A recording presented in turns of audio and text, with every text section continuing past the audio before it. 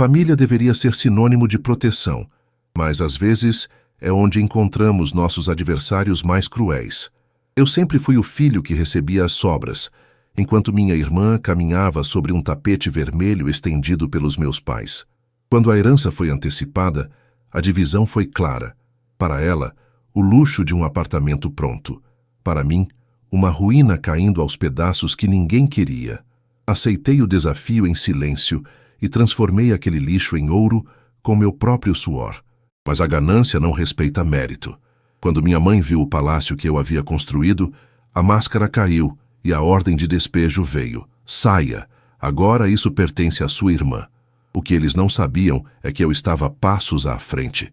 Ao chegarem com as caixas de mudança, o que encontraram não foi uma casa vazia, mas uma verdade jurídica e pessoal que faria minha irmã perder a cor do rosto. Esta é a história de como transformei a maior humilhação da minha vida na minha vitória definitiva. Antes de começarmos essa história incrível, não se esqueça de curtir o vídeo, se inscrever no canal e contar pra gente nos comentários de onde você está ouvindo essa história. O cheiro de gordura queimada e alho fritando na cozinha da minha mãe sempre me trouxe uma sensação ambígua de conforto e alerta. Era domingo, dia sagrado para a família Albuquerque, onde a aparência de unidade era mantida a ferro e fogo, custasse o que custasse. Eu, Dante, com meus 28 anos e calos nas mãos de quem trabalha com logística desde os 18, já sabia que aquele almoço não era apenas para comer a famosa lasanha da Dona Berenice. Havia uma tensão no ar, uma eletricidade estática que fazia os pelos do meu braço se eriçarem.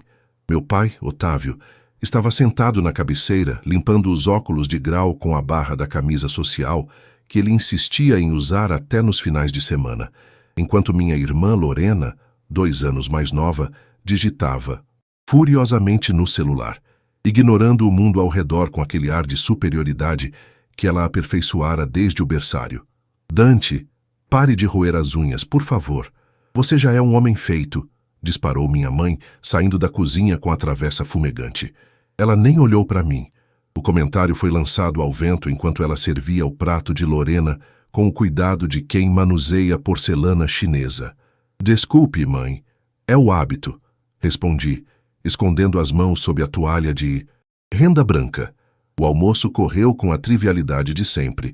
Lorena falava sobre sua última viagem a Gramado, sobre como o fondue estava divino e como o namorado dela, um tal de Felipe que trocava de emprego como quem troca de meia, estava prestes a estourar em um negócio de criptomoedas. Eu comia em silêncio, assentindo nas pausas certas. Sabia o meu lugar naquela mesa.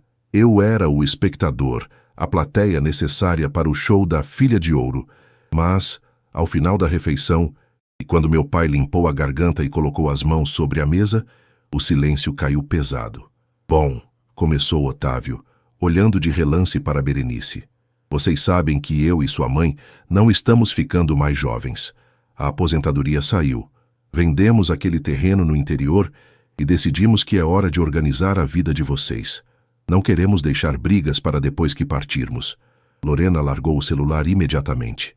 Seus olhos brilharam com uma ganância que ela mal tentou disfarçar. Eu apenas ajeitei a postura na cadeira dura de madeira, sentindo um nó se formar no estômago. Decidimos fazer a partilha dos bens principais agora, em vida, continuou minha mãe, com um sorriso que não chegava aos olhos quando se dirigia a mim. Queremos ver vocês encaminhados. Meu pai retirou 2 envelopes pardos debaixo da mesa. O primeiro, grosso e pesado, deslizou suavemente pela toalha até parar na frente de Lorena. O segundo, mais fino e contendo algo metálico que tilintou ao tocar a madeira, foi empurrado na minha direção. Lorena, minha querida, disse minha mãe, com a voz embargada de emoção teatral.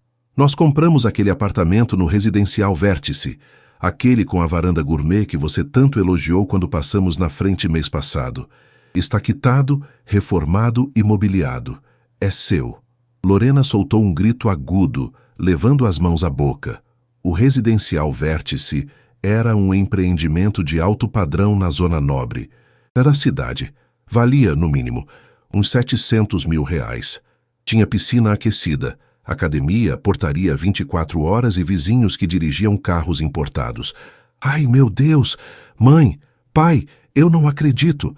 Ela se levantou e correu para abraçá-los, chorando lágrimas que, eu admito, pareciam genuínas de felicidade, mas carregadas da certeza de quem sempre teve tudo. Eu vou ter meu próprio closet. Finalmente! Eu permaneci imóvel. O envelope na minha frente parecia irradiar calor. Eu sabia que não podia esperar equidade. Nunca houve. Quando éramos crianças, se Lorena tirava um 7 na escola, ganhava sorvete. Se eu tirava 9, perguntavam por que não foi 10. Mas a diferença entre um apartamento de luxo e o que quer que estivesse naquele envelope parecia um abismo intransponível.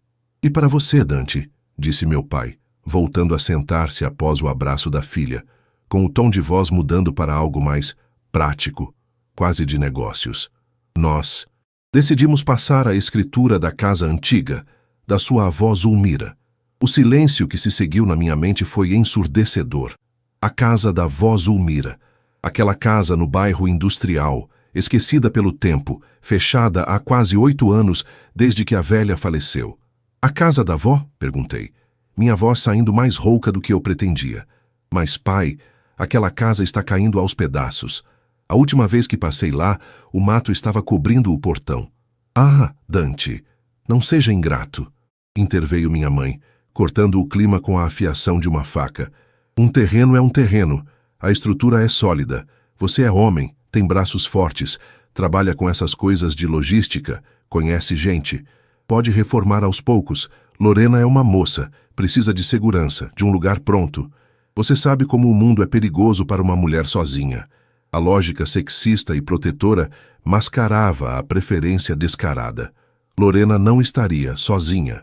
Estaria morando num forte de luxo. Eu estaria num barraco caindo aos pedaços numa rua onde o caminhão de lixo passava quando queria. Além do mais, acrescentou meu pai, tentando soar magnânimo, o terreno daquela casa é grande.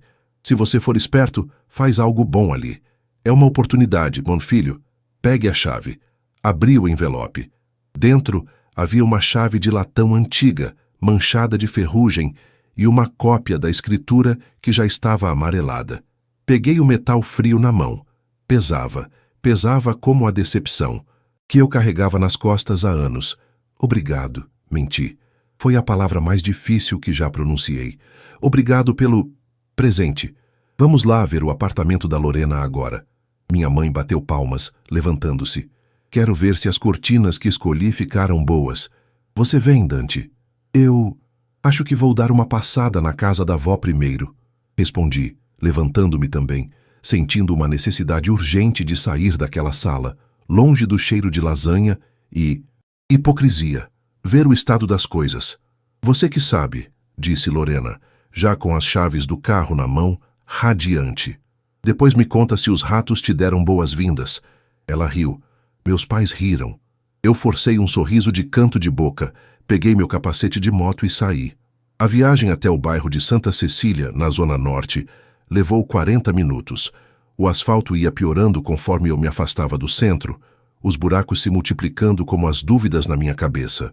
Estacionei minha moto, uma Honda velha que eu usava para o trabalho, em frente ao número 340. O que vi fez meu coração afundar até os pés. Caindo aos pedaços, era um eufemismo generoso do meu pai. O muro da frente estava inclinado, empurrado pelas raízes de uma mangueira antiga que crescera descontrolada. O portão de ferro estava corroído pela ferrugem, preso apenas por um cadeado que parecia ser a coisa mais nova ali. O mato no jardim da frente chegava à minha cintura. Havia garrafas plásticas e sacos de salgadinho jogados por cima do muro pelos transeuntes, transformando o quintal em uma lixeira pública. Respirei fundo, sentindo o cheiro de terra molhada e mofo que emanava da construção. Inseri a chave enferrujada no cadeado. Ele resistiu, emperrado como se a própria casa me rejeitasse. Forcei, joguei o peso do corpo, até ouvir um estalo seco. O portão gemeu alto ao ser empurrado. Um lamento metálico que ecoou na rua vazia de domingo. Caminhei até a porta da frente. A madeira estava inchada pela umidade. Ao entrar, a escuridão era quase total. pois as janelas estavam vedadas com tábuas pregadas de qualquer jeito para evitar invasões. Acendi a lanterna do celular. O feixe de luz revelou o desastre. O teto da sala tinha uma infiltração enorme, uma mancha negra que se espalhava como um câncer pelo gesso podre. Havia fezes de rato nos cantos. O piso de taco estava solto em vários pontos, levantado como dentes tortos. Cozinha? Meu Deus!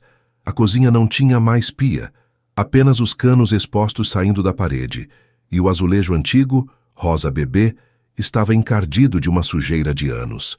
Fui até o quintal dos fundos. Era enorme. Isso meu pai não tinha mentido, mas era uma selva. Havia entulho de obras vizinhas jogado ali, restos de tijolos, madeira podre. No fundo, um quartinho de despejo sem telhado parecia me encarar como uma caveira. Sentei-me no degrau da varanda dos fundos, ignorando a poeira que sujaria minha calça jeans. Tirei o celular do bolso e vi uma notificação no grupo da família. Era uma foto. Lorena segurando uma taça de champanhe na varanda envidraçada do apartamento novo, com a vista da cidade ao fundo. A legenda dizia: Deus honra quem é fiel, novo ciclo. A raiva subiu pela minha garganta, quente e amarga. Fiel. Lorena nunca trabalhou um dia pesado na vida. Tudo sempre veio de mão beijada. E eu estava ali, sentado no meio de uma ruína infestada de pragas. Olhei para as minhas mãos. Eram mãos grandes, calejadas, mãos que sabiam consertar motores, carregar caixas, montar móveis, mãos que nunca tiveram medo de sujeira. Levantei o olhar para a estrutura da casa. As paredes eram de tijolo maciço, daquelas construções antigas que não se fazem mais. O pé direito era alto. O terreno tinha espaço para uma piscina, uma área de churrasqueira, um jardim de verdade. Uma ideia maluca, perigosa e exaustiva começou a germinar na minha mente. Eles achavam que tinham me dado um problema. Achavam que eu ia vender esse terreno por uma merreca para qualquer construtora e gastar o dinheiro pagando aluguel. Eles me deram lixo, esperando que eu continuasse sendo o coitadinho do Dante, o filho que se contenta com pouco. Levantei-me e chutei um pedaço de telha quebrada. O som estalado me despertou. Quer saber? Falei em voz alta para os ratos e para as paredes mofadas. Vocês não sabem com quem mexeram. Eu ia transformar aquilo. Não para provar algo para eles, ou talvez fosse sim, mas porque era a única coisa que eu tinha. Eu ia pegar aquela ruína e transformá-la em algo que faria o apartamento de porcelanato da Lorena parecer uma caixa de sapatos sem alma. Tirei a camisa, sentindo o sol fraco da tarde nas costas, e comecei a arrancar o mato com as próprias mãos. A cada erva daninha que eu puxava com raiva, visualizava o rosto de deboche da minha irmã. Aquele seria meu combustível. A casa da vó Zulmira não seria meu túmulo, seria meu palácio. E eu tinha exatamente R$0 no banco para começar, mas tinha ódio e vontade de sobra. A vingança começava agora, e ela teria cheiro de cimento, cal e suor. Acordei na segunda-feira sentindo como se um caminhão tivesse passado por cima de mim, dado ré e passado novamente. Minhas mãos, desacostumadas com a violência de arrancar mato na unha, estavam cheias de cortes, superficiais e bolhas estouradas. O despertador tocou às 5:30 da manhã. O som estridente cortando o silêncio do meu quarto alugado, uma kitnet apertada no centro que consumia 30% do meu salário. Olhei para o teto mofado daquele lugar que nem era meu e, pela primeira vez, não senti o desânimo habitual. Senti urgência. No trabalho, o galpão de logística parecia mais barulhento do que nunca. O bip incessante das empilhadeiras, o cheiro de diesel queimado e o grito dos encarregados se misturavam numa sinfonia de caos industrial. Eu operava a empilhadeira mecanicamente, empilhando pallets de eletrodomésticos que eu jamais poderia comprar, mas minha mente estava longe. Estava na Rua das Acácias, número 340. "Ô Dante, tá dormindo aí, cara? Vai derrubar a carga!" gritou Marcão, um gigante de quase 2 metros que trabalhava comigo no turno. Parei a máquina e respirei fundo. Marcão era o único ali que eu considerava amigo. Ex-pedreiro. Tinha mãos que pareciam pás de escavadeira e um conhecimento prático que valia mais que qualquer diploma de engenharia. No intervalo do almoço, Sentei-me com ele num canto do refeitório, abrindo minha marmita de arroz, feijão e uma linguiça murcha. Marcão, preciso de um conselho. Comecei hesitante. Ganhei uma casa. Ele parou com o garfo no meio do caminho, os olhos arregalados. Ganhou? Na loteria? E tá fazendo o que aqui comendo essa boia fria? Maluco? Não é bem assim. Ganhei uma herança antecipada dos meus pais. Só que é a casa velha da minha avó. Tá caindo aos pedaços. Mato, infiltração, telhado podre, o pacote completo do pesadelo. Expliquei a situação, omitindo a parte humilhante sobre o apartamento da Lorena. Não queria piedade. Contei apenas sobre o estado do imóvel e minha falta de dinheiro. Marcão mastigou lentamente, analisando as fotos que eu mostrava no celular. Rapaz, isso aí não é uma casa. Mas é um sítio arqueológico. Ele riu, apontando para a foto do teto preto de mofo. Mas a estrutura é de tijolo maciço. Isso aí aguenta um bombardeio. Hoje em dia fazem prédio com bloco de isopor e gesso. Essa casa tem ossos fortes. O problema é a carne podre em volta. Eu quero reformar, sozinho. Não tenho grana para empreiteira. Marcão me olhou sério, limpando o canto da boca com as costas da mão. Sozinho você morre e a casa fica. Você precisa de estratégia. Primeiro, derruba tudo que tá podre. Não tenha dó. Segundo, telhado. Se não arrumar o telhado, não adianta pintar parede. Terceiro, elétrica e hidráulica. O resto é maquiagem. Você me ajuda? Pedi, sentindo o peso da humilhação de ter que pedir favor.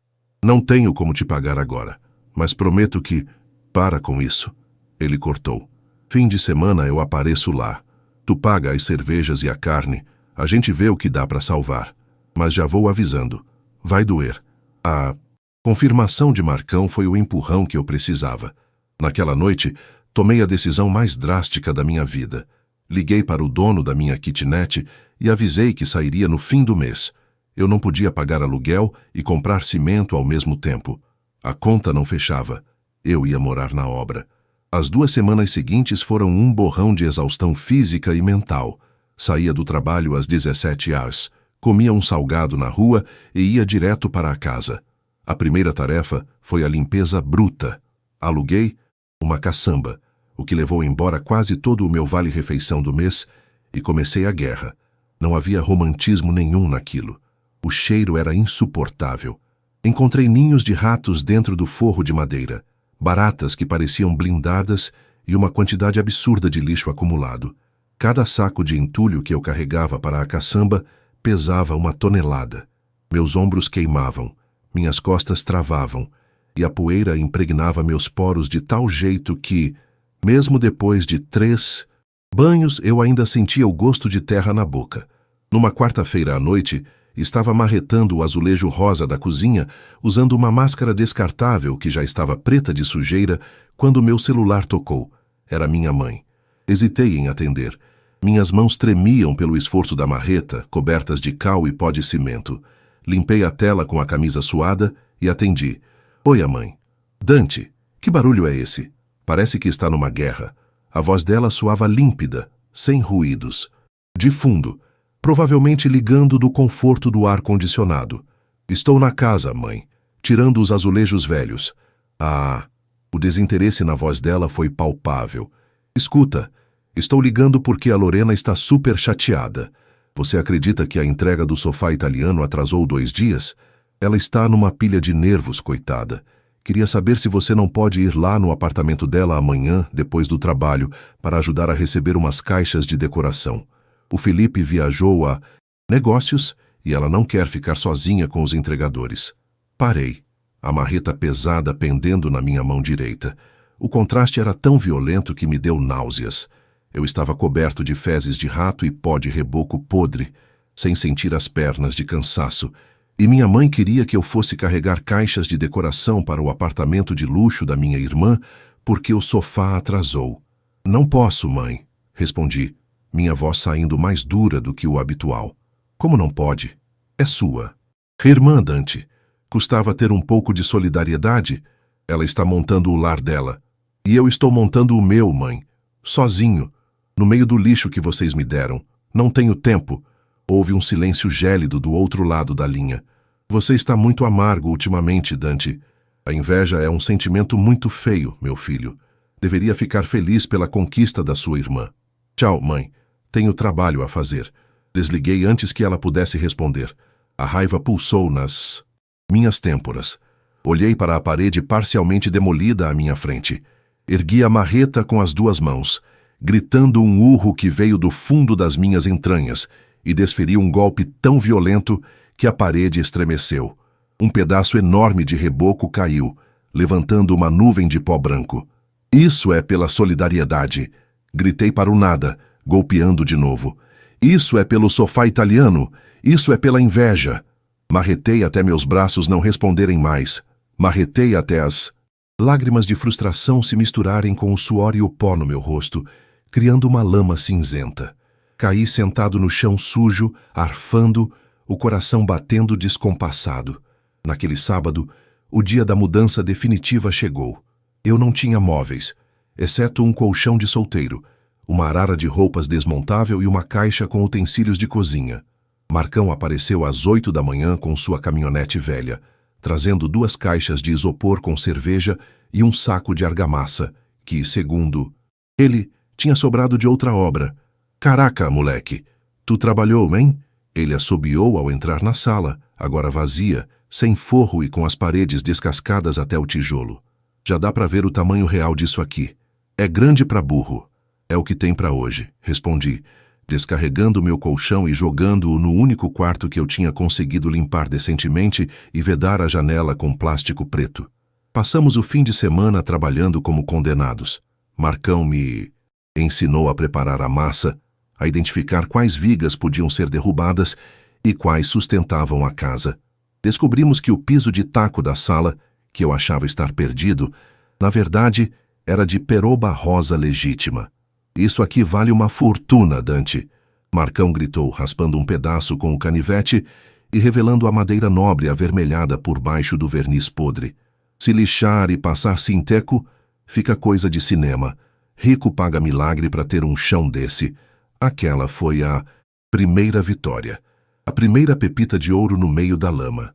À noite, depois que Marcão foi embora, fiquei sozinho na casa pela primeira vez como morador. Não havia eletricidade na maioria dos cômodos, apenas uma lâmpada pendurada por um fio improvisado na sala. Não tinha chuveiro quente. Tomei banho de canequinha com a água fria que saía de um cano no quintal, sob a luz da lua. Comi um sanduíche sentado no colchão no chão, ouvindo os estalos da casa velha se acomodando com a temperatura da noite. O vento assobiava pelas frestas das janelas mal vedadas. Era assustador. Qualquer um diria que eu estava na pior fase da minha vida. Um sem-teto com teto, dormindo numa ruína. Mas ao deitar a cabeça no travesseiro, senti algo estranho. O cheiro de mofo ainda estava lá, mas agora se misturava com o cheiro de cimento fresco e madeira lixada. Peguei o celular e abri o Instagram. Lorena tinha postado uma foto do seu novo closet organizado por cores. Centenas de curtidas. Bloqueei a tela e joguei o celular longe. Olhei para o teto sem forro, vendo as telhas e as vigas de madeira que eu precisaria trocar. Aquela casa era eu, quebrada, suja, subestimada, mas com uma estrutura que ninguém conseguia ver. Eles achavam que tinham me enterrado aqui. O que eles não sabiam é que eu era uma semente. Fechei os olhos, exausto, mas com um sorriso teimoso nos lábios. Podem esperar, sussurrei. Vocês vão ter que engolir cada tijolo dessa casa. Adormeci com o som de um grilo cantando dentro da sala, sonhando não com pesadelos, mas com paredes brancas, janelas de vidro amplas e um jardim onde a grama não seria mato, mas um tapete verde de vitória. A reconstrução tinha começado. 6 meses.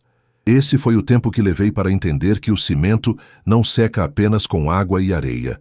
Ele seca com paciência e, no meu caso, com a renúncia de qualquer vestígio de vida social. A minha rotina havia se tornado monástica, quase militar.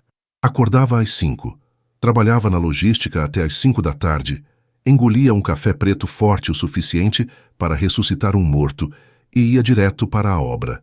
Sábados, domingos e feriados não existiam no meu calendário. O nome disso era obsessão? Talvez. mas eu preferia chamar de sobrevivência. A falta de dinheiro era um fantasma constante, rondando cada decisão.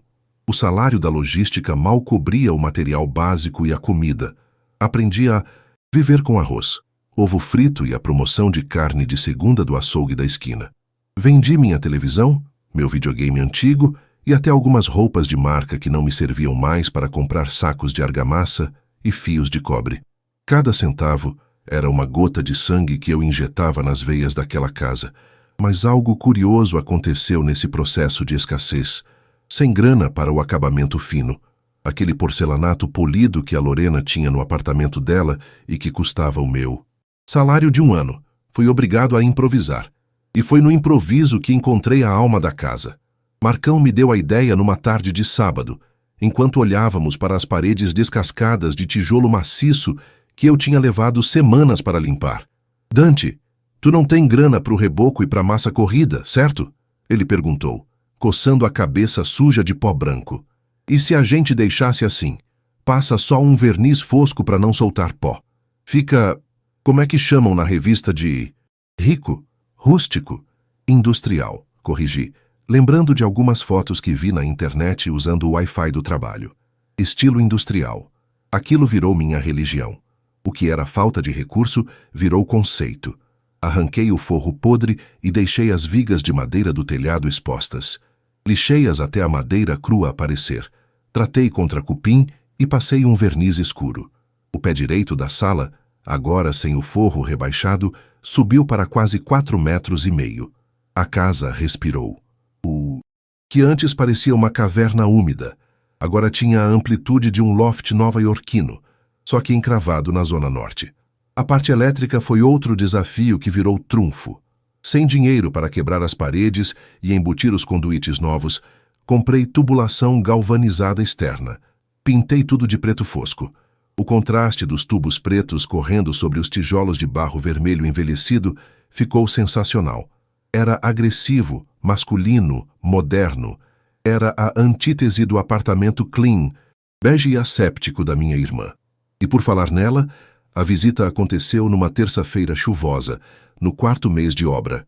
Eu estava no quintal, debaixo de uma lona improvisada, tentando restaurar uma porta de madeira maciça que encontrei numa caçamba de lixo no centro. Estava sujo de lama até os joelhos, barbudo e com olheiras profundas. O portão da frente, que eu já havia consertado e pintado de grafite, bateu. Era o carro da minha mãe, um SUV prata reluzente. Lorena estava no banco do carona. Meu coração acelerou.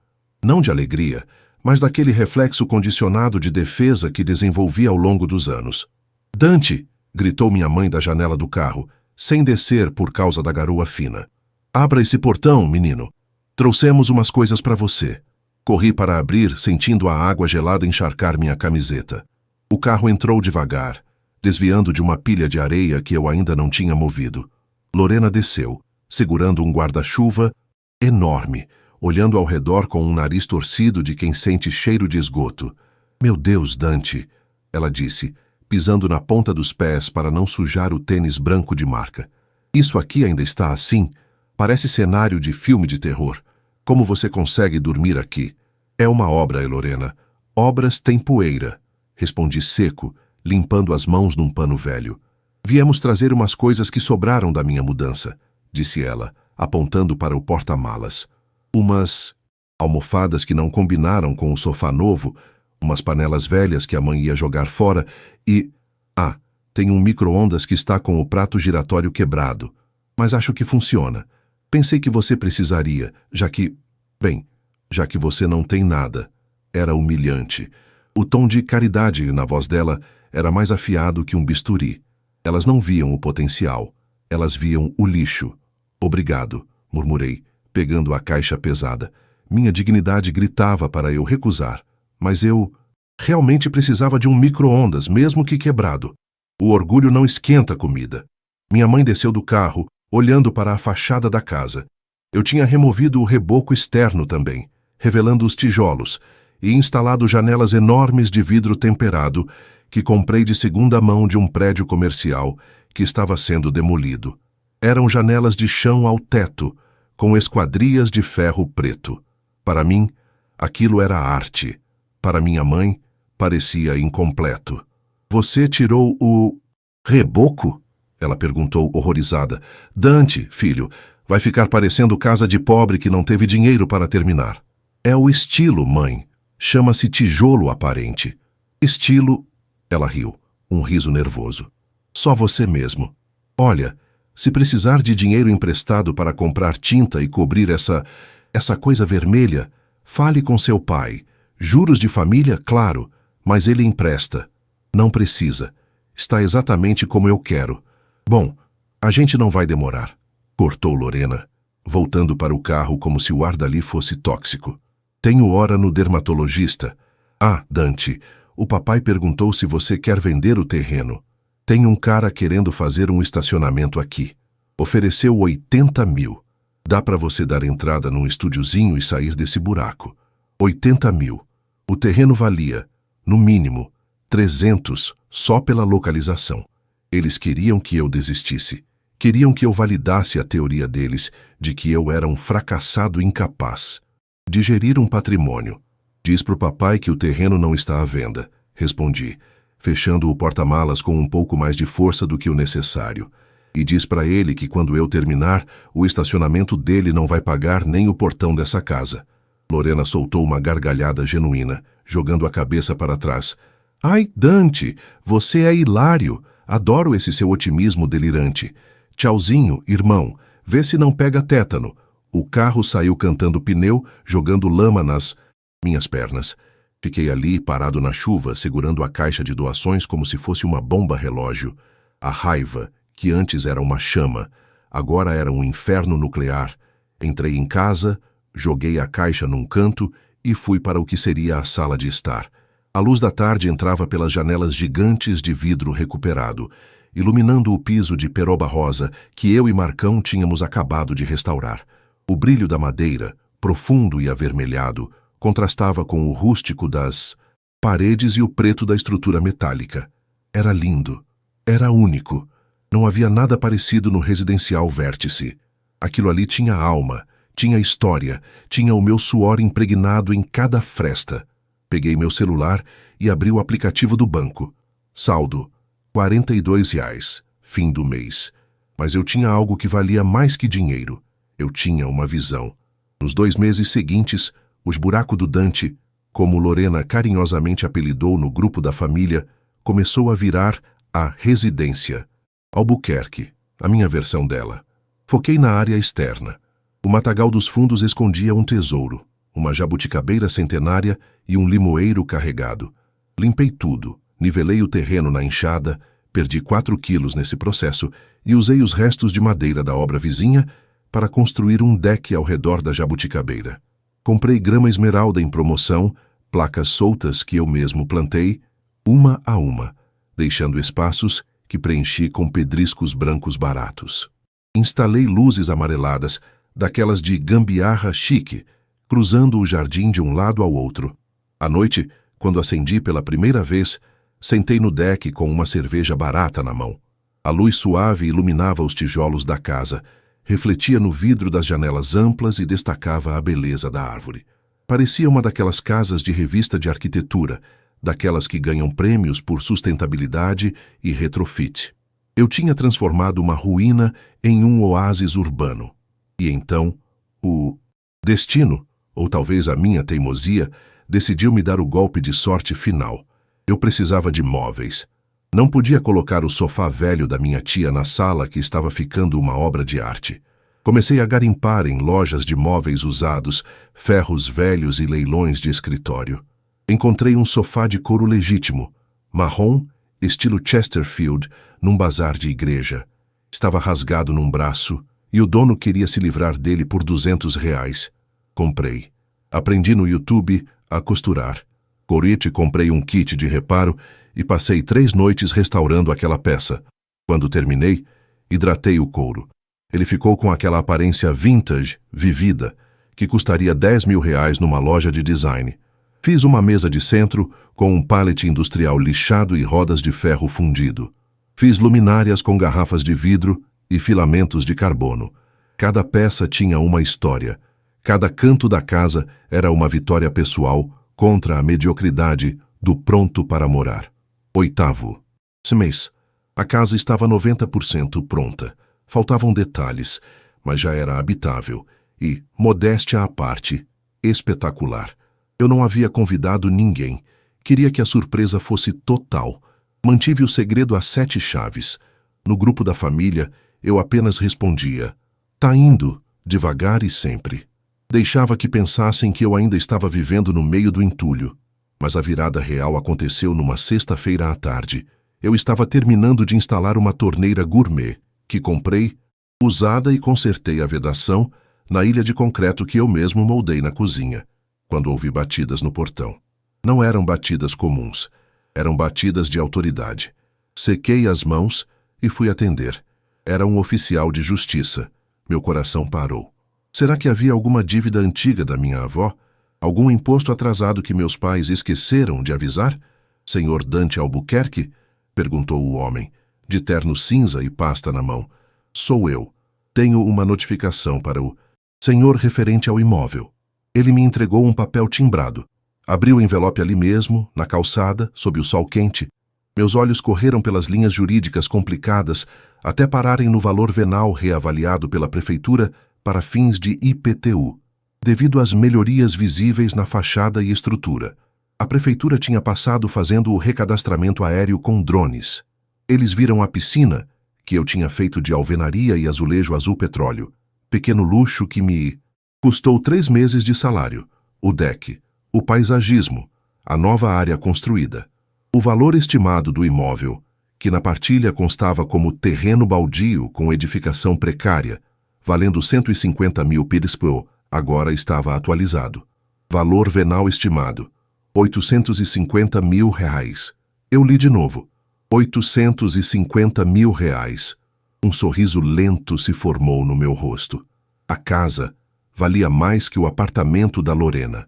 Eu havia valorizado o imóvel em quase 500%, com mão de obra própria e garimpo de materiais. Mas a alegria durou pouco, porque se a prefeitura sabia, o carnê do IPTU novo chegaria na casa dos meus pais, que ainda constavam como proprietários legais no sistema antigo, até que eu tivesse dinheiro para registrar a escritura definitiva no cartório, coisa que eu estava adiando para economizar. O papel na minha mão não era apenas uma avaliação, era o estopim de uma guerra. Eles saberiam. E a ganância, eu conhecia bem a minha família. Tenho um faro apurado para dinheiro. Entrei em casa, olhei para o meu palácio de tijolos e concreto e senti um arrepio. A batalha da construção tinha acabado. A batalha pela posse estava prestes a começar. O domingo amanheceu com aquele céu azul límpido que só o outono brasileiro consegue pintar. Eu estava na cozinha, minha obra-prima de concreto queimado e madeira de demolição, preparando o café. O cheiro do pó recém-moído invadia a sala integrada, misturando-se com o aroma suave do verniz fosco que eu havia aplicado no piso de peroba na noite anterior.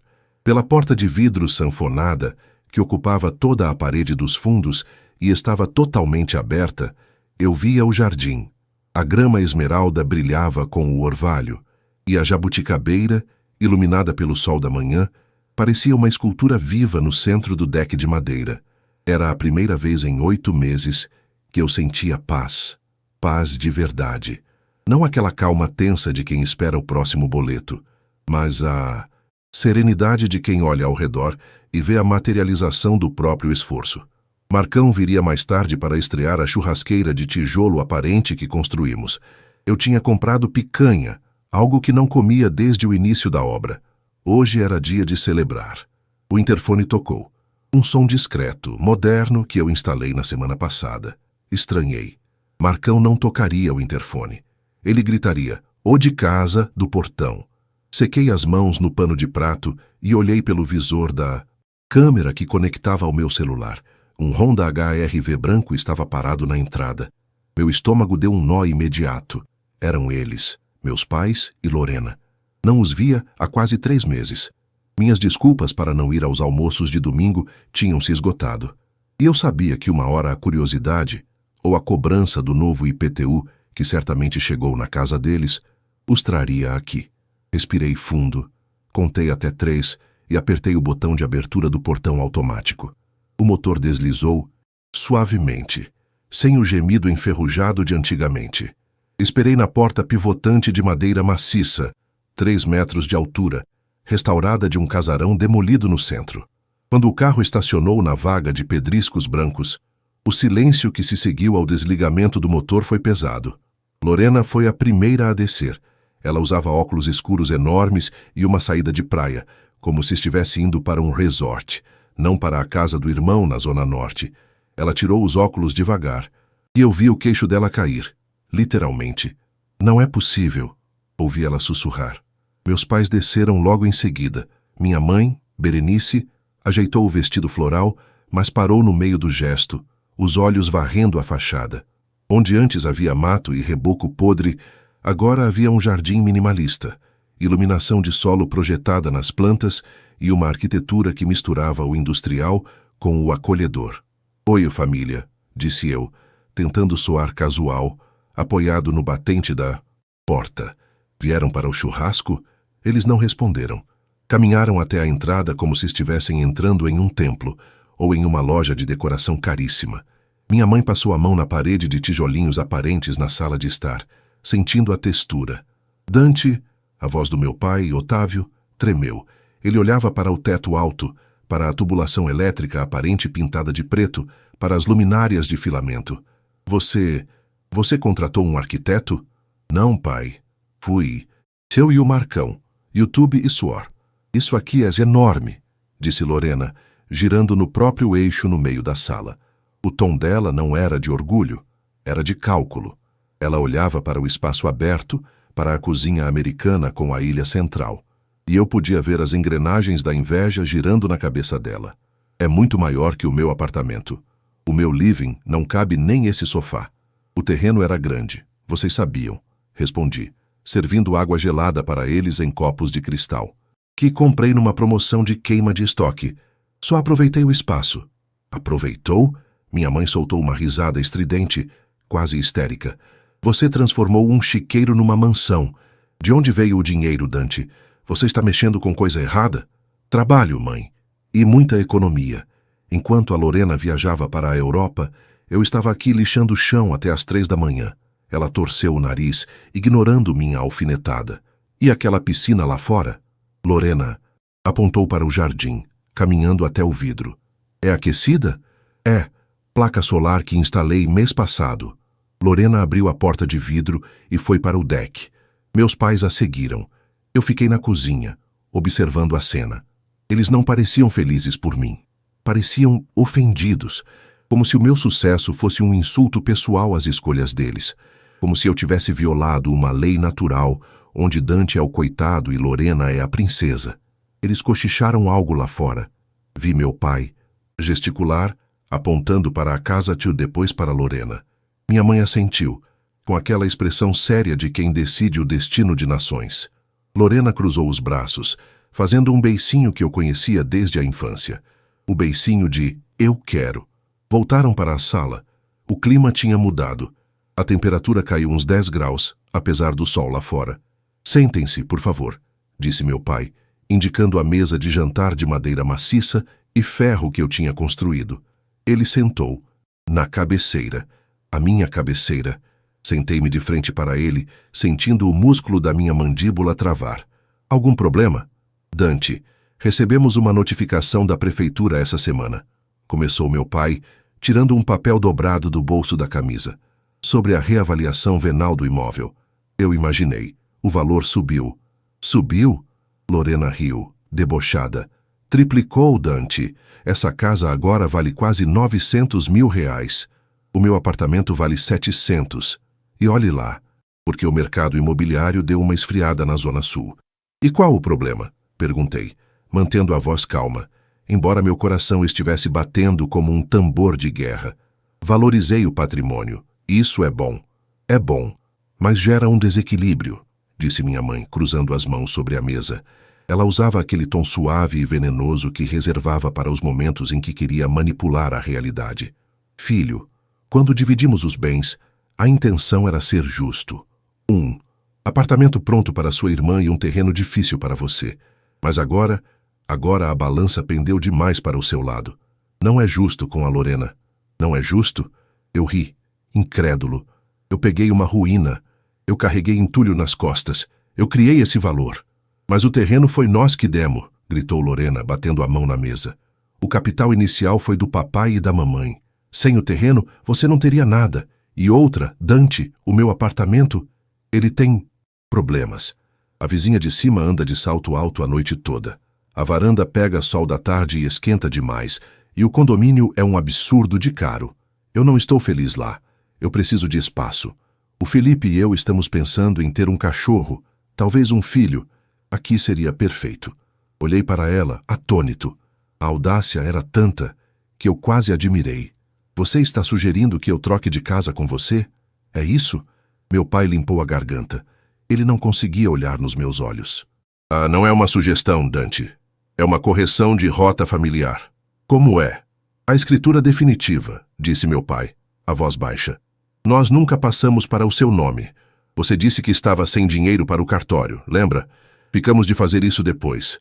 O sangue drenou do meu rosto. Era verdade. Eu tinha priorizado comprar cimento e vidro. A casa, legalmente, ainda era de Otávio e Berenice Albuquerque. Então, a casa é de vocês? Perguntei, sentindo um gosto metálico na boca. Tecnicamente, sim, disse minha mãe, levantando-se e caminhando pela sala como se já estivesse redecorando mentalmente.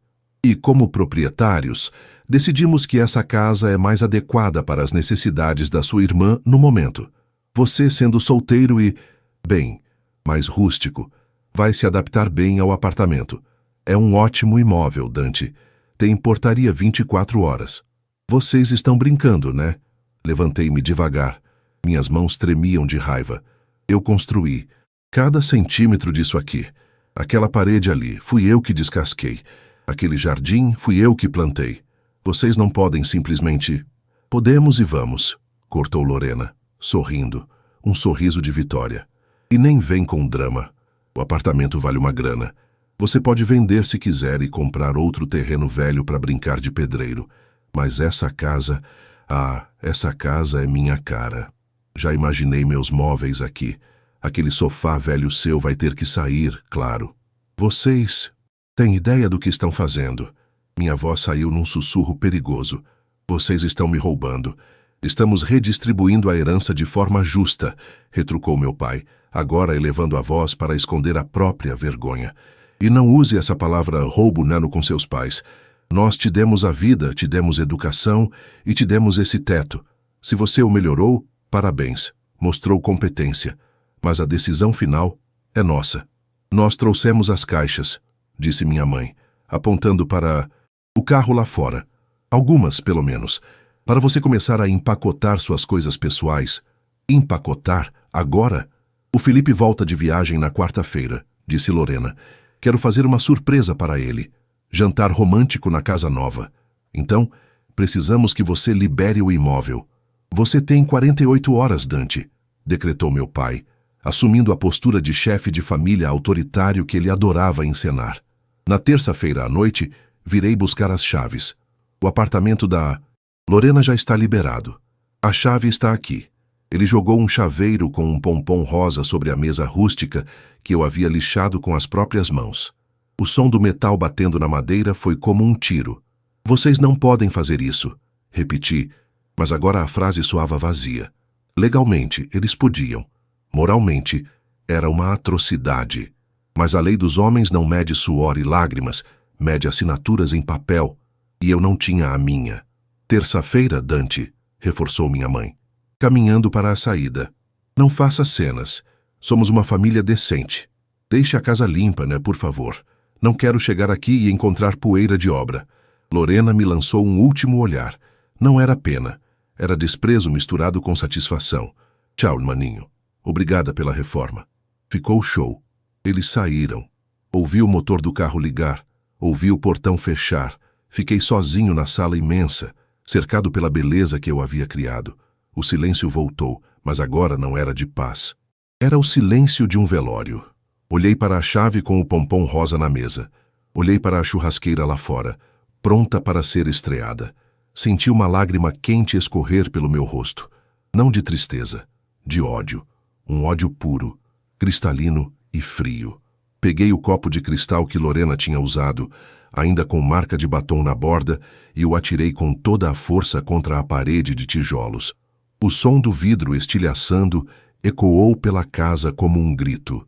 48 horas! Falei para o ar vazio, minha voz rouca. Vocês querem a casa em 48 horas?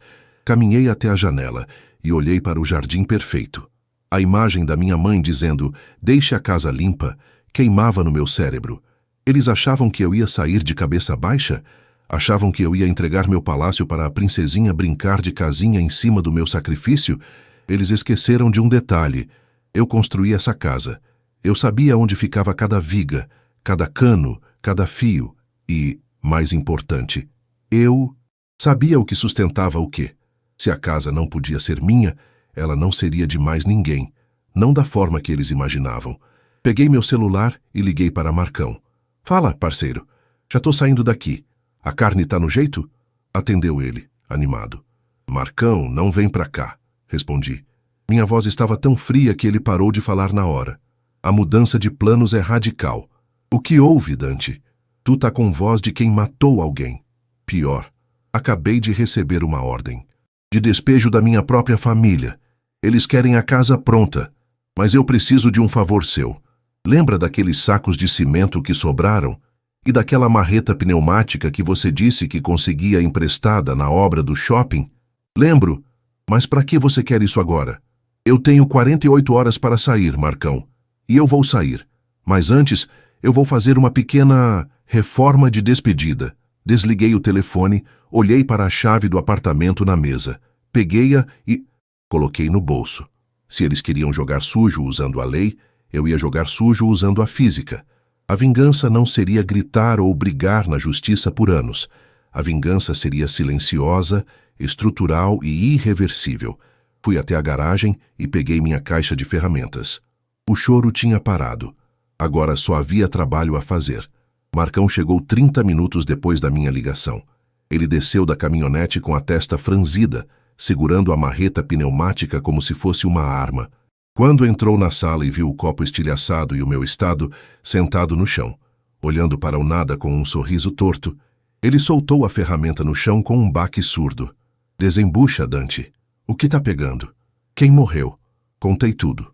Contei sobre a visita, sobre o valor venal, sobre o apartamento da Lorena e sobre o ultimato de 48 horas. A cada frase, o rosto de Marcão mudava de confusão para incredulidade, e de incredulidade para uma fúria silenciosa que espelhava a minha. Ele, que me viu sangrar naquela obra, sabia o custo real de cada tijolo. Eles querem a casa pronta? Marcão perguntou, cruzando os braços grossos como troncos. Querem o filé mignon depois de terem te dado o osso roído? É isso. E, legalmente, a casa é deles. A escritura está no nome do meu pai. Se eu ficar, a polícia me tira. E o que você vai fazer? Vai entregar? Ele me olhou com desafio. Levantei-me, sentindo a adrenalina limpar o cansaço das minhas veias. Vou entregar exatamente o que eles me deram, Marcão. Eles me deram um terreno e uma estrutura velha. O resto é meu. O vidro, o piso tratado, a fiação, o paisagismo, a hidráulica nova, tudo isso é benfeitoria minha, e eu vou levar comigo, ou destruir o que não puder levar. Marcão abriu um sorriso lento, perigoso. Ele entendeu. Desconstrução reversa. Eu gosto. Mas temos pouco tempo. Temos o domingo todo, a segunda inteira e a manhã de terça. O caminhão de mudança da Lorena chega terça às 2 da tarde. Então para de choramingar e pega a talhadeira. Vamos fazer barulho. Começamos pelo jardim. Era a parte que mais me doía, mas era necessária. A grama esmeralda, que eu havia plantado em placas, ainda não tinha enraizado profundamente no solo compactado. Enrolamos cada metro quadrado como se fossem tapetes verdes e jogamos na caçamba da caminhonete do Marcão. O que sobrou foi a terra nua, revirada, feia. O deck, de madeira ao redor da jabuticabeira, foi desmontado tábua por tábua. A madeira era tratada, cara. Eu não ia deixar para a Lorena tomar sol e beber spritz em cima do meu suor. Arranquei os pregos com raiva, deixando os buracos expostos no solo. A árvore, antes a rainha do quintal, agora parecia solitária no meio de um lamaçal. Quando a noite caiu, entramos na casa. A iluminação cênica do jardim já não existia. Liguei o refletor de obra, aquela luz branca e dura que revela todas as imperfeições. O vidro, apontei. As janelas temperadas, valem 5.000 cada uma. Desparafusamos as esquadrias de alumínio preto. O som da parafusadeira ecoava na sala vazia. Com cuidado cirúrgico, removemos os vidros gigantes. Sem eles, o vento noturno entrou uivando, trazendo folhas secas e poeira para dentro da sala. A casa começou a perder a alma, voltando a ser a carcaça fria que eu encontrei meses atrás. Mas o verdadeiro golpe, a assinatura da minha vingança, viria na estrutura. Marcão, lembra daquele saco de cimento rápido? Perguntei, olhando para o banheiro principal. Aquele que a Lorena provavelmente usaria para seus banhos de espuma. O de secagem ultra rápida? Lembro. Prepara uma massa bem líquida. Fui até o vaso sanitário, que eu ainda não tinha retirado. Dei descarga para garantir que o fluxo estava normal. Enquanto a água descia, despejei a mistura de cimento líquido e areia fina direto no cano de esgoto principal. Você é o diabo, moleque. Marcão riu, nervoso, enquanto via a massa cinzenta desaparecer cano abaixo. Isso vai secar na curva do encanamento lá embaixo. Vai virar uma pedra. Exatamente. Quando ela der a primeira descarga, vai voltar tudo. E para desentupir, vão ter que quebrar o piso do banheiro, o contrapiso da sala e talvez até a calçada da rua. Vão ter que refazer todo o esgoto que eu fiz com tanto carinho. Aquilo era mesquinho? Sim. Mas lembrar da cara da minha mãe dizendo, deixe a casa limpa, me dava a justificativa moral que eu precisava. Eles queriam limpeza? Teriam o caos. Na segunda-feira, a exaustão física era brutal, mas a raiva funcionava como um estimulante. Eu não fui trabalhar na logística. Liguei dizendo que estava doente, o que não era de todo mentira, já que a febre do ódio me consumia. Focamos na parte elétrica. Subi na escada e cortei os fios principais rente à parede, puxando toda a fiação nova de cobre que passava pelas tubulações externas. O cobre vale ouro no ferro velho. Enrolei os quilômetros de fio, deixando apenas os conduítes vazios, pretos e ocos, pendurados como tripas mortas nas paredes de tijolo. E o piso de peroba? Perguntou Marcão, olhando com tristeza para o chão brilhante que havíamos restaurado. Não dá para tirar sem quebrar. É colado e pregado. Olhei para a madeira nobre. Era linda. Deixar aquilo para a Lorena era um crime. Mas eu não tinha tempo de tirar taco por taco. Se eu não posso ter, ninguém tem, murmurei. Peguei um galão de óleo diesel que usávamos para limpar ferramentas. Sem hesitar, comecei a despejar o líquido oleoso e fedido sobre a madeira. O cheiro químico subiu forte, impregnando o ambiente. A madeira absorveu o óleo instantaneamente, manchando de forma irreversível. O diesel penetraria nas fibras, e o cheiro ficaria ali por anos. Nenhum verniz cobriria aquilo. Eles teriam que arrancar tudo. Credo, Dante! Isso fede a oficina mecânica de beira de estrada, comentou Marcão, tapando o nariz. É o cheiro da vitória, meu amigo. Na terça-feira de manhã, dia da entrega, a casa estava irreconhecível. Não havia mais portas internas. Eu as retirei e vendi para um depósito de demolição na segunda à tarde. Não havia pias, torneiras ou vasos sanitários. Havia apenas buracos nos canos, vedados com estopa para não federa, por enquanto. A cozinha gourmet. A bancada de concreto que eu moldei era pesada demais para mover. Então, usei a marreta. Com 3 golpes precisos em pontos estruturais, fiz a bancada rachar ao meio. Ela ficou lá, inutilizada. Uma ruína moderna no meio da sala. Às 11 da manhã, Marcão foi embora com a caminhonete carregada com as últimas coisas de valor. As luminárias, os metais sanitários e o meu colchão. Tem certeza que quer ficar aqui até eles chegarem? Perguntou ele, preocupado. O clima vai pesar. Eu preciso ver a cara deles, Marcão. É o meu pagamento. Ele assentiu, apertou minha mão com força e partiu. Fiquei sozinho. A casa agora era um galpão ventilado. sem janelas, cheirando a diesel e poeira. O vento assobiava livremente pelos buracos onde antes havia vidro.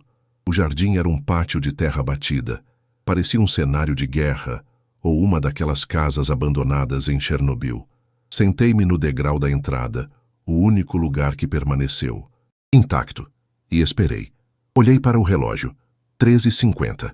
O caminhão de mudança apontou na esquina. Era um caminhão grande, baú fechado, com o logotipo de uma empresa cara de mudanças. Logo atrás, o Honda HR-V dos meus pais e o carro esportivo do Felipe, o namorado da Lorena. Meu coração batia lento e pesado. Não havia mais nervosismo, apenas uma calma gelada. Eu tinha executado o plano com perfeição.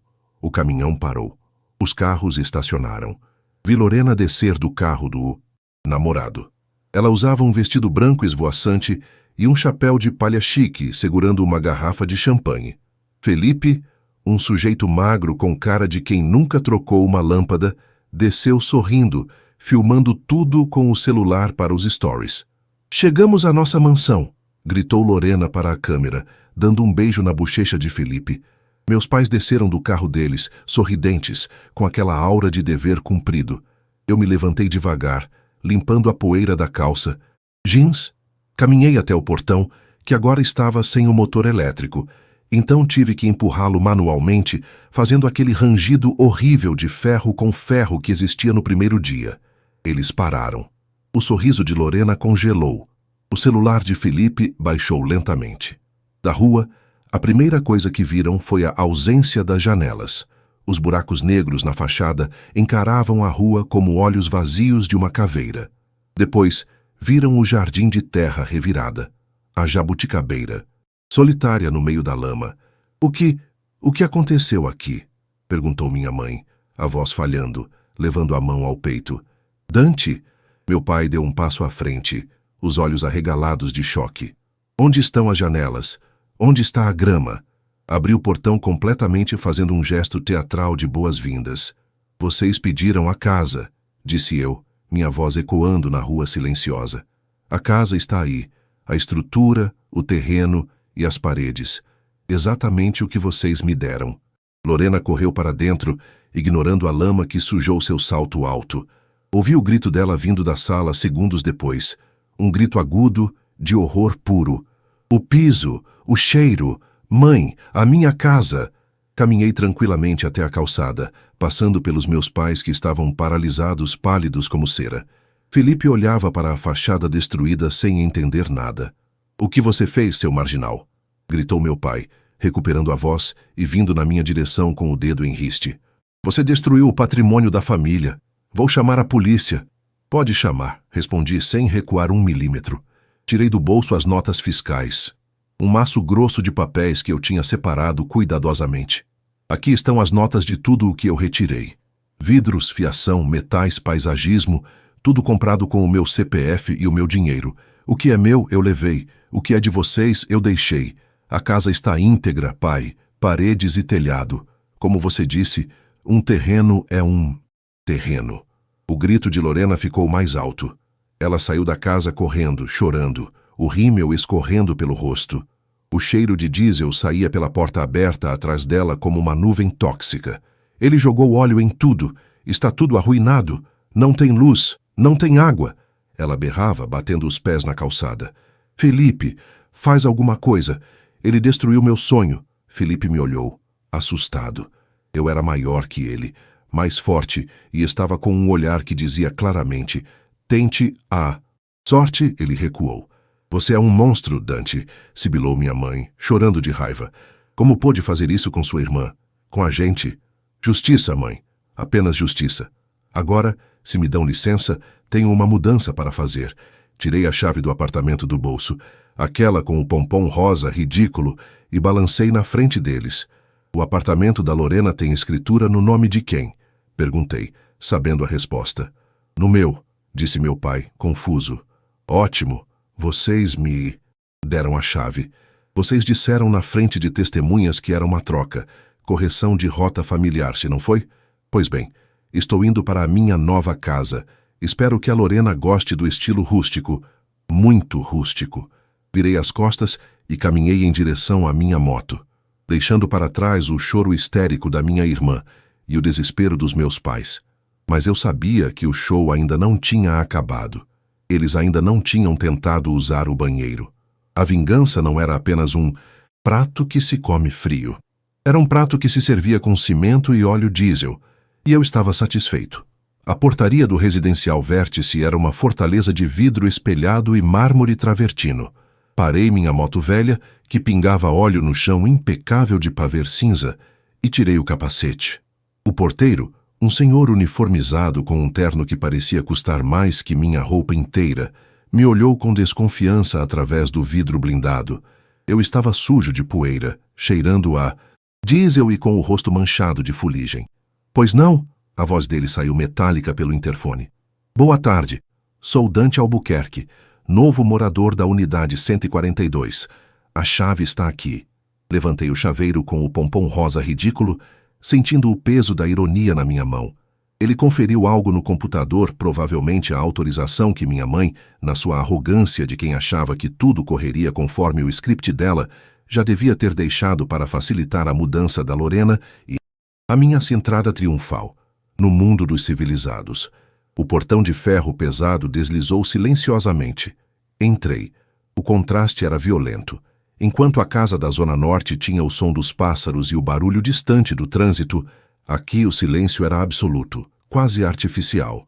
O elevador subiu suavemente até o 14º andar. O corredor tinha cheiro de essência de bambu e o carpete abafava meus passos pesados de bota de obra. Abri a porta do apartamento. O ar-condicionado central estava ligado, mantendo o ambiente numa temperatura ártica de 18 graus. Meus olhos demoraram para se acostumar com a brancura. Tudo era bege, off-white ou cinza claro. O chão de porcelanato polido refletia a luz das sancas de gesso como um espelho de água. Era bonito? Sim, de um jeito asséptico, como a sala de espera de uma clínica de estética caríssima. Não tinha alma, não tinha história. Joguei minhas chaves sobre o aparador de laca branca e fui direto para o banheiro da suíte. Precisava tirar o cheiro de diesel da pele. O chuveiro era uma ducha quadrada de teto, cromada, enorme. A água caiu quente e abundante. Enquanto eu me ensaboava, tirando a craca de 2 dias de demolição, minha mente vagou para o que devia estar acontecendo na Rua das Acácias, número 340. Eu conseguia visualizar a cena. Lorena tentando ligar a luz e descobrindo que os interruptores eram apenas enfeites em buracos na parede. Meu pai tentando argumentar com o motorista do caminhão de mudança, que certamente se recusaria a descarregar móveis caros num lugar sem janelas e cheio de poeira. E minha mãe estaria percebendo que a limpeza que ela pediu foi levada ao pé da letra. Eu limpei tudo, até o que não devia. Saí do banho, vesti uma roupa limpa que eu tinha deixado na mochila e fui até a varanda gourmet. A vista da cidade era impressionante, mais fria. Prédios e mais prédios. Peguei meu celular. 114. Chamadas perdidas. 60 mensagens no WhatsApp. O nome pai piscava na tela naquele exato momento. Respirei fundo. Peguei uma garrafa de água mineral com gás da geladeira de inox da Lorena, que estava abastecida, claro, e atendi. Alô? Seu moleque desgraçado. O grito do meu pai foi tão alto que precisei afastar o celular do ouvido. O que você fez com o encanamento? Ah, eles tinham descoberto a cereja do bolo, mais rápido do que eu imaginava. O encanamento? Perguntei, com a voz calma de quem discute a previsão do tempo. Eu fiz uma manutenção preventiva antes de sair. Como vocês disseram, a casa é velha. Manutenção? O vaso sanitário transbordou quando o Felipe foi usar. Está voltando tudo. Chamamos um encanador de emergência e ele disse que tem pedra no cano. Cimento, Dante. Você jogou cimento na privada? Deve ter sido algum resíduo da obra. Pai, sabe como é? Construção antiga. Encanamento sensível. Tomei um gole da água, sentindo as bolhas estalarem na língua. Mas vocês não queriam a casa? A estrutura está aí. Encanamento é detalhe. Você é um criminoso. Agora era minha mãe gritando ao fundo. A Lorena está tendo uma crise nervosa no carro. O caminhão da mudança foi embora e levou os móveis de volta para o depósito porque não tem onde colocar. Estamos no meio da rua, no escuro. Sinto muito por isso, mas olha, aqui no apartamento está ótimo. O chuveiro é excelente. Obrigado pela troca.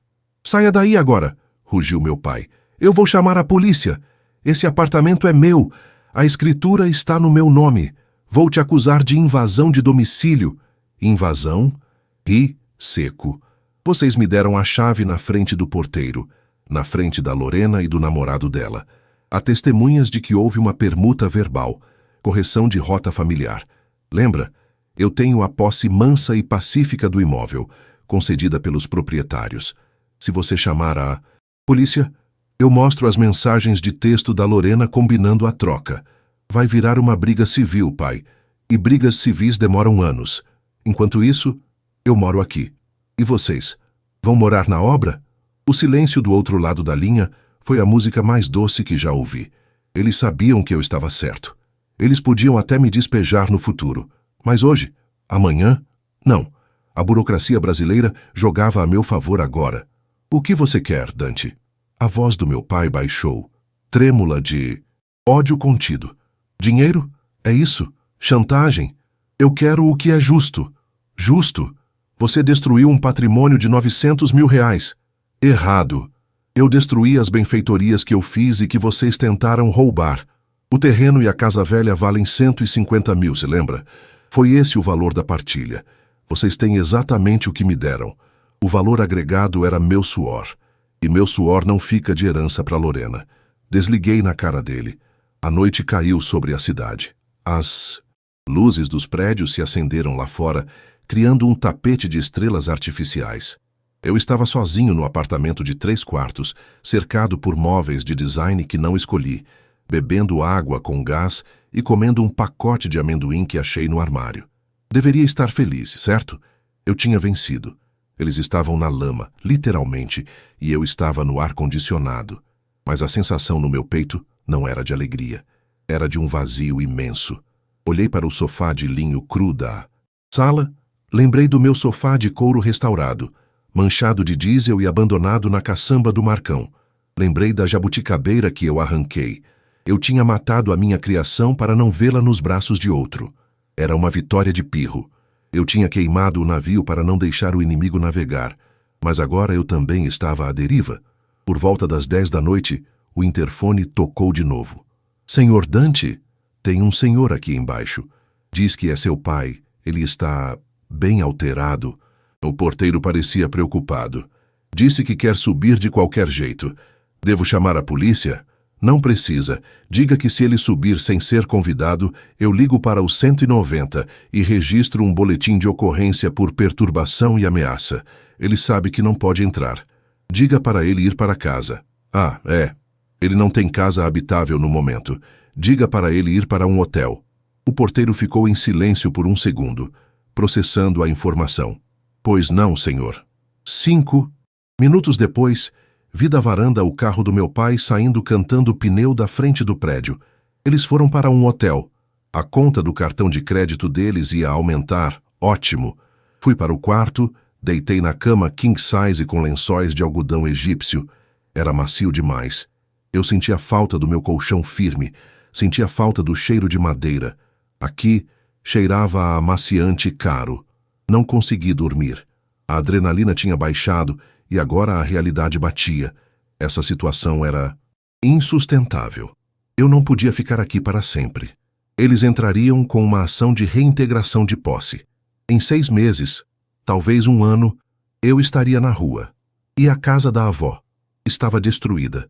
Eu não tinha para onde voltar. Eu tinha criado um impasse mexicano. Ninguém atirava, mas ninguém podia se mexer. Levantei às 3 da manhã, fui até a cozinha e fiz um café na máquina expressa chique da Lorena. Sentei na mesa de vidro e comecei a traçar um plano. Eu precisava transformar essa vantagem temporária em algo permanente. Eles precisavam de um lugar para morar. A Lorena não aguentaria um dia na casa velha. E meus pais não tinham dinheiro líquido para reformar tudo de novo agora, especialmente com o esgoto concretado. Aquilo custaria uns 40 mil para consertar, quebrando todo o piso. O apartamento era a única moeda de troca que restava. Peguei um papel e uma caneta Bic que estava no meu bolso. Comecei a escrever os termos de um acordo. Não um acordo de paz, mas de rendição. Venda do apartamento. O imóvel seria vendido imediatamente. Divisão. O dinheiro seria dividido, não meio a meio. Eu queria a parte que correspondia à valorização que eu gerei na casa e que eles tentaram tomar. A casa velha. Eles ficariam com o terreno. Podiam vender para o tal estacionamento por 80 mil. Eu não queria mais ver aquele lugar. Estava contaminado pela ganância deles. Era um plano arriscado. Eles eram orgulhosos. Mas o desespero é um ótimo negociador, e eles estavam desesperados. Quando o sol nasceu, tingindo o céu de laranja por trás dos arranha-céus, eu estava pronto. Tomei um banho frio para acordar. Vesti minha melhor roupa, uma camisa polo sem furos e calça jeans limpa. E esperei. Às 8 da manhã, meu celular tocou. Era um número desconhecido. Alô? Dante? Aqui é o doutor Siqueira, advogado dos seus pais. Siqueira, o advogado da família. Um homem que cobrava por hora o que eu ganhava em um mês. Bom dia, doutor. Imaginei que ligaria. Seus pais estão no meu escritório. Eles estão transtornados. Querem entrar com uma ação criminal por dano ao patrimônio e uma cível para a retomada do imóvel. Dano ao patrimônio? Falei calmamente, embora meu coração acelerasse. Eu tenho as notas fiscais de tudo que retirei. Eram meus bens. E sobre o dano estrutural, bom, vai ser difícil provar que não foi um acidente durante uma reforma amadora. Não acha? E sobre o apartamento, eu tenho testemunhas da permuta. O senhor sabe que isso vai se arrastar na justiça por anos. E enquanto isso, onde a princesa Lorena vai morar? Houve uma pausa do outro lado. O advogado sabia que eu tinha um ponto. A justiça é lenta e cara. O que você propõe, Dante? Para encerrarmos isso hoje. Sem polícia, sem juiz. Sorri. Era exatamente o que eu queria ouvir. Quero uma reunião. Hoje, no seu escritório. Leve os contratos de compra e venda. Vamos resolver isso como homens de negócios, já que como família nós falhamos miseravelmente. Às 10 horas. Estarei lá. Desliguei o telefone e olhei para o apartamento uma última vez. Era bonito, sim, mas era uma gaiola dourada. Eu não queria morar ali. Eu não queria ser vizinho de gente que me olhava torto no elevador. Eu queria o meu lugar. E agora eu tinha as cartas para conseguir. Peguei as chaves com o pompom rosa. Elas eram meu passaporte para a liberdade. Saí do apartamento, tranquei a porta e chamei o elevador. A vingança tinha acabado. A negociação estava apenas começando, e dessa vez eu não sentaria na ponta da mesa. Eu sentaria na cabeceira. O escritório do Dr. Siqueira ficava no 20º andar de um prédio comercial no centro, com vista para o mar de concreto que era a cidade. O ar-condicionado estava gelado, mas o suor na testa do meu pai era visível assim que entrei na sala de reuniões. Ele, minha mãe e Lorena estavam sentados de um lado da mesa oval de mogno. Eu me sentei do outro, sozinho.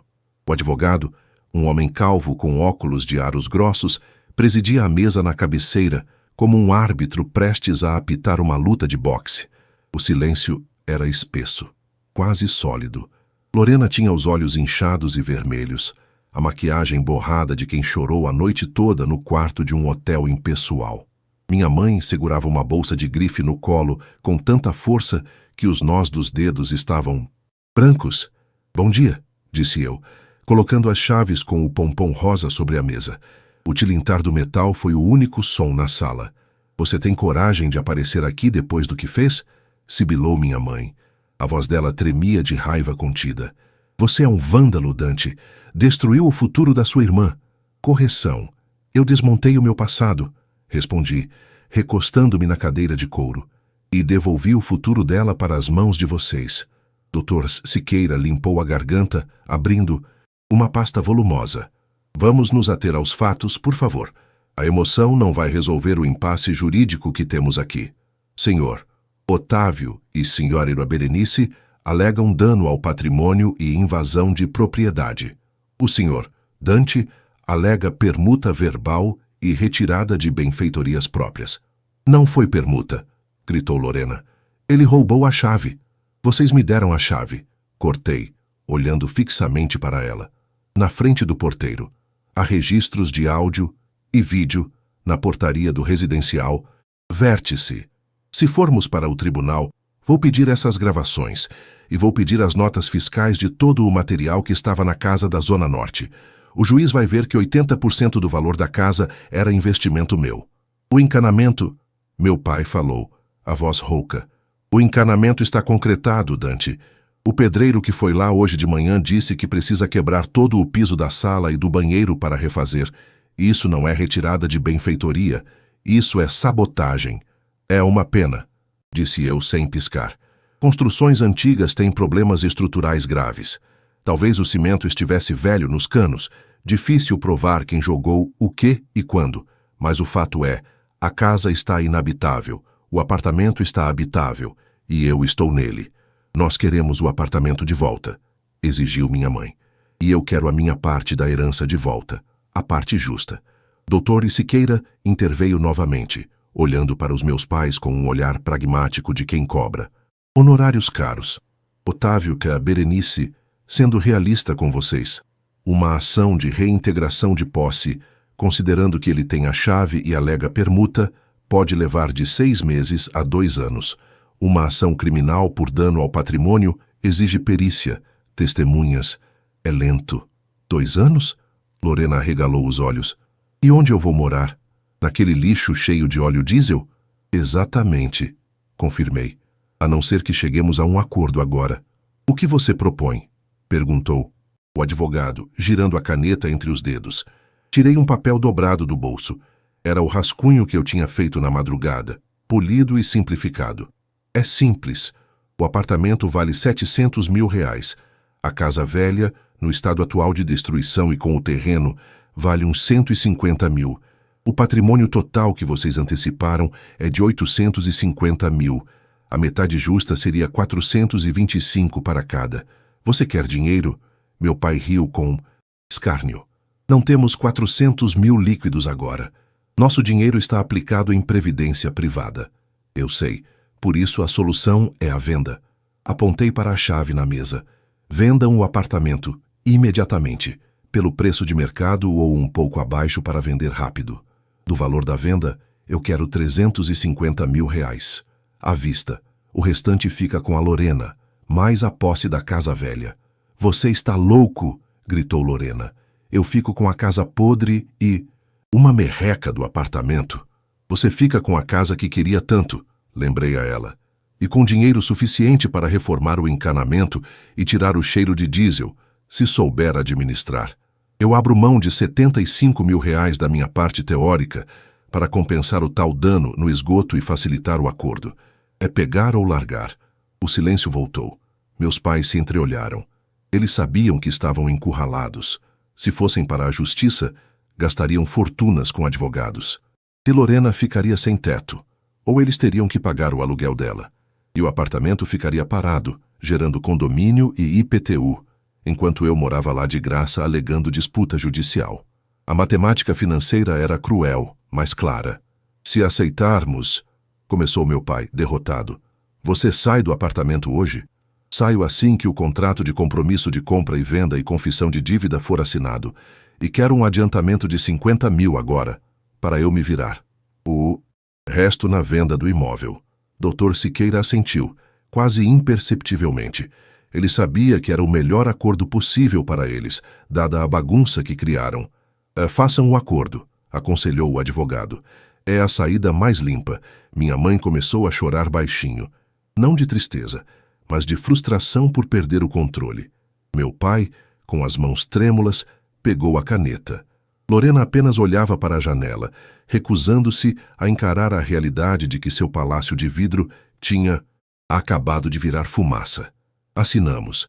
O som da caneta arranhando o papel foi o som das correntes se quebrando. Quando saí do prédio, o sol do meio-dia batia forte no asfalto. Eu não tinha casa, não tinha móveis. Tinha apenas algumas roupas na mochila e um cheque administrativo de 50 mil reais no bolso, com a promessa contratual de mais 300 mil em breve. Peguei minha moto, o motor roncou engasgou um pouco e pegou. Nunca me senti tão leve. 1 ano depois, o cheiro de café fresco invadia o escritório da Albuquerque Reformas em Interiores.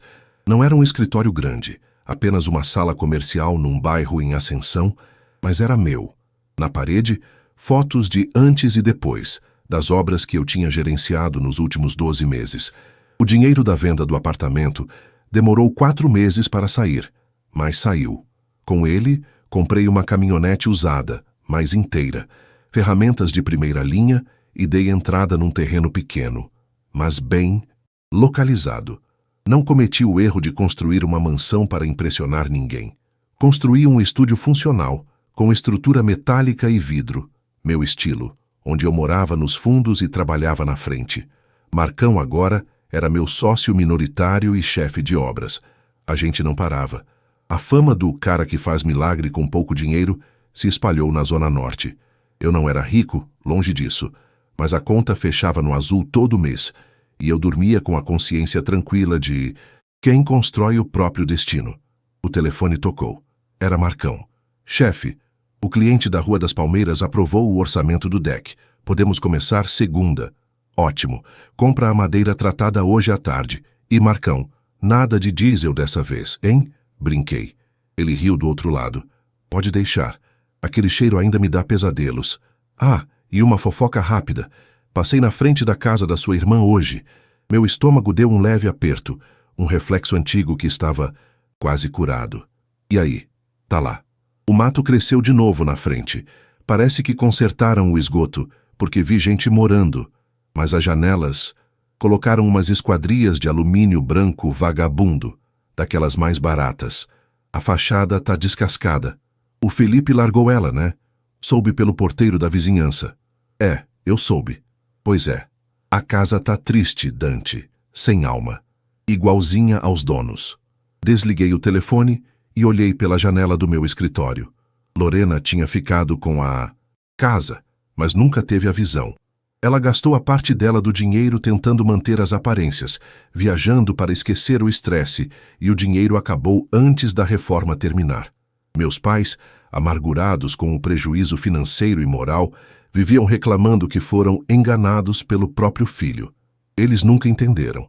Nunca entenderam que o valor não estava nos tijolos ou no endereço. O valor estava na capacidade de olhar para uma ruína e ver um castelo. E, mais importante, na força de vontade para levantar cada parede com as próprias mãos. Eles ficaram com a herança. Eu fiquei com o aprendizado. Fechei a pasta do novo projeto, apaguei a luz e saí. O sol estava se pondo, pintando o céu de laranja e roxo. Montei na minha caminhonete nova, com o logotipo da minha empresa na porta. Liguei o rádio. Uma música qualquer tocava, mas para mim soava como uma sinfonia. A vingança tinha sido doce, mas a liberdade era o prato principal. Eu estava apenas no primeiro gole.